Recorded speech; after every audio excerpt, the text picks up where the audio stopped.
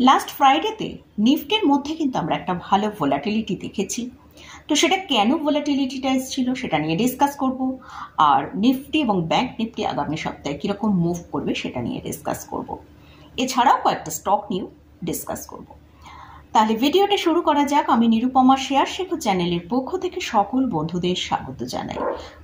আর চ্যানেলটা যদি সাবস্ক্রাইব না করে থাকেন তাহলে অবশ্যই চ্যানেলটা সাবস্ক্রাইব করে নেবেন, আর পাশে থাকা বেল আইকনটা প্রেস করে রাখবেন। আমি ভিডিও আপলোড করার সাথে সাথে আপনাদের কাছে ভিডিওটা পৌঁছে যাবে। নিফটির মধ্যে আমরা একটা বড় ভোলাটিলিটি দেখেছিলাম। নিফটি যেটা লো করেছিল 24,168, আর নিফটি ক্লোজিং টাইমে হাই করেছিল 24,363 আর ক্লোজ দিয়েছে 24,323-এ। তো নিফটির মধ্যে এই যে এতটা ভোলাটিলিটি কেন হয়েছিল? এইচডিএফসি ব্যাংকের যে নিউজ ছিল তার পরিপ্রেক্ষিতে এইচডিএফসি ব্যাংক একটা বড় কারেকশন হয়েছিল, তার জন্যই কিন্তু নিফটিতে আমরা এতটা ভোলাটিলিটি দেখতে পেয়েছি। কারণ এইচডিএফসি ব্যাংকের একটা বড় পজিশন নিফটিতে রয়েছে, তার জন্যই এইচডিএফসি ব্যাংকের এতটা ডিক্লাইনের জন্যই আমরা নিফটির মধ্যে এতটা ভোলাটিলিটি দেখলাম। কিন্তু ক্লোজিং টাইমে অন্যান্য সেক্টর যেমন oil and gas, Pharma, health care এইসব সেক্টরের ভালো র্যালির জন্য নিফটিকে আমরা একটা মোটামুটি 21 পয়েন্ট পজিটিভে নিফটিতে ক্লোজিংটা পেয়েছি। তাহলে আগামী সপ্তাহে নিফটি কী ধরনের মুভ করবে সেটা নিয়ে এবার ডিসকাস করা যায়। নিফটির জন্য যেটা স্ট্রং সাপোর্টের কাজ করছে সেটা হচ্ছে 24,200। যতক্ষণ নিফটি 24,200-র ওপরে চলছে সেক্ষেত্রে নিফটি ঠিকঠাকই আছে। যদি 24,200-র নিচে যায় সেক্ষেত্রে নিফটি 24,075 পর্যন্ত নিচে আসতে পারে। আর নিফটি যদি 24,360-এর ওপরে ট্রেড করতে থাকে সেক্ষেত্রে আমরা 24,400 এবং তারপরও হয়তো নতুন হাই দেখতে পারি। তো আগামী সপ্তাহে বিভিন্ন কোম্পানির কোয়ার্টার ওয়ানের আর্নিংয়ের রেজাল্ট আসবে, সেদিকে আমাদের ফোকাস থাকবে। বিভিন্ন আইটি কোম্পানিগুলোর রেজাল্ট আসতে শুরু করবে, তারই পরিপ্রেক্ষিতে তার রিয়াকশানটা কিন্তু মার্কেটের ওপর একটা পড়বে। এছাড়াও গ্লোবাল বিভিন্ন নিউজ রয়েছে, তারও ইম্প্যাক্ট কিন্তু মার্কেটের ওপর পড়বে। তা মানডেতে মার্কেট কীরকম ওপেন হতে পারে সেটা নিয়ে একবার ডিসকাস করা যাক। তার আগে আমরা ডাউন জোন এবং ন্যাসড্যাক কীরকম ক্লোজ হয়েছে সেটা একবার দেখে নেব।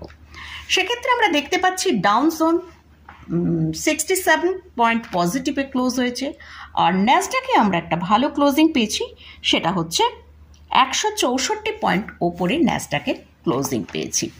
এছাড়াও আরও একটা জিনিস যেটা এখানে বলার, এইচডিএফসি ব্যাংকের এডিআর সেখানে আমরা দেখছি কিন্তু 7% ডিক্লাইনে ট্রেড করেছে। তো এইচডিএফসি ব্যাংকে একটা বড় নেগেটিভে কিন্তু ইউএস মার্কেটে যে এডিআর রয়েছে সেখানে ট্রেড হয়েছে। হয়তো যদি আমাদের নিফটিকে আমরা মানডেতে নিচের দিকে ওপেন হয় সেক্ষেত্রে আমরা হয়তো যদি দেখি নিফটি 24,300-র নিচে ট্রেড করছে সেক্ষেত্রে হয়তো নিফটিকে আমরা 24,200-র কাছে আসতে দেখতে পারি।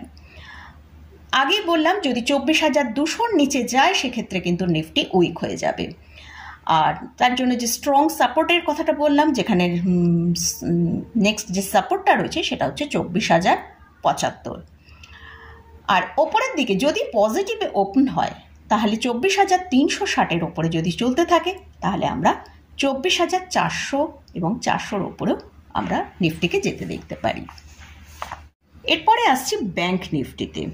ব্যাংক নিফটিতে আমরা একটা ভালো ডিক্লাইন দেখেছি। প্রথমেই বললাম এইচডিএফসি ব্যাংকের নেগেটিভ নিউজের জন্য কিন্তু ব্যাংক নিফটিকে আমরা বেশ ভালো ডিক্লাইন দেখেছি। ব্যাংক নিফটির জন্য যেটা স্ট্রং সাপোর্টের কাজ করছে সেটা হচ্ছে 52,300। যদি ব্যাংক নিফটি কোনো কারণে 52,300-র নিচে ট্রেড করতে থাকে তাহলে আমরা ব্যাংক নিফটিকে 52,000 পর্যন্ত দেখতে পেতে পারি। আর ওপরের দিকে যদি ব্যাংক নিফটি 52,800-র ওপরে ট্রেড করে তাহলে আমরা 53,000 পর্যন্ত ব্যাংক নিফটিকে ওপরের দিকে মুভ করতে দেখতে পারি। এটা গেল মোটামুটি নিফটি এবং ব্যাংক নিফটি নিয়ে আলোচনা করলাম। এরপরে কয়েকটা স্টক নিয়ে আলোচনা করছি। ফার্স্ট যে স্টকটা নিয়ে আলোচনা করছি সেটা হচ্ছে এইচডিএফসি ব্যাংক। এইচডিএফসি ব্যাংকে আমরা লাস্ট ফ্রাইডেতে দেখলাম জুন কোয়ার্টারের যে রেজাল্টটা ওরা পোস্ট করেছে সেখানে দেখাচ্ছে যে লোন এবং ডিপোজিটরি যে গ্রোথটা সেখানে দুটোতেই কিন্তু সফট আছে।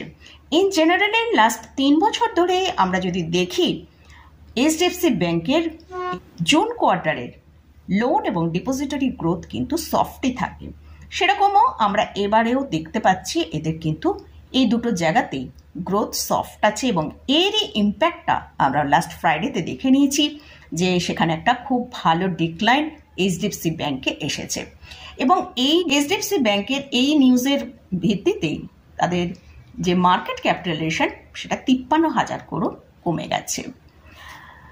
এইচডিএফসি ব্যাংকের এখন কারেন্ট প্রাইস চলছে 1649 টাকা। এই জায়গায় কিন্তু একটা সাপোর্ট রয়েছে, 1640-এর কাছে একটা সাপোর্ট রয়েছে। যদি এখানে সাপোর্ট নিল তো ভালো, আর যদি এখানে 1640-কে ব্রেক করে নিচের দিকে আসে মোটামুটি 1600 টাকা পর্যন্ত আসতে পারে। এরপরে আসছে টিসিএস। টিসিএস হচ্ছে আইটি সেক্টরের একটা দিগ্গজ কোম্পানি এবং 11 জুলাই টিসিএস এর রেজাল্ট আসবে। তো সেই জন্য কিন্তু আমাদের টিসিএস এর দিকে ফোকাস রাখতে হবে। টিসিএস এর এখন কারেন্ট প্রাইস চলছে 4000 টাকা, আর যে স্ট্রিক্টলি স্টপ লসটা ফলো করতে হবে টিসিএস এর জন্য সেটা হচ্ছে 3900 টাকা। যদি 3900 টাকার নিচে চলে যায় সেক্ষেত্রে কিন্তু টিসিএসকে আমরা একটু উইক দেখতে পেতে পারি। এটা শুধুমাত্র শর্ট টার্মের পরিপ্রেক্ষিতেই কিন্তু এই স্টপ লসটা আমি বললাম। লাস্ট যে স্টকটা, একটা স্টক আমার আজকে ওয়াচ লিস্টে রেখেছি, সেই স্টকটা হচ্ছে লেটন ভিউ। এই স্টকটা আইটি সেক্টরের মধ্যে পড়ে। যেহেতু আমরা আইটি সেক্টরের রেজাল্ট কামিং উইক থেকে দেখতে পাচ্ছি, 11ই জুলাই টিসিএস এর রেজাল্ট আসবে, 18th জুলাই আমরা ইনফোসিসের রেজাল্ট দেখতে পাবো। তো যাই হোক, আমি লেটন ভিউ মোটামুটি সেই স্টকটাকে আমার ওয়াচ লিস্টে রেখেছি। স্টকটার এখন কারেন্ট প্রাইস চলছে 519 টাকার কাছে। এই স্টকের জন্য যে স্ট্রিক্টলি স্টপ লসটা ফলো করতে হবে সেটা হচ্ছে 500 টাকা, আর স্টকটা তার 50 এবং 200 ডিএমআর ওপরে ট্রেড করছে। এই স্টকের যে টার্গেটটা সেটা হচ্ছে 551 টাকা পর্যন্ত ওপরের দিকে মুভ করতে পারে। এখানে যে এই স্টকগুলো নিয়ে ডিসকাস করলাম, এই স্টকগুলো কোনোটাই আমি বাই রেকমেন্ডেশন করছি না।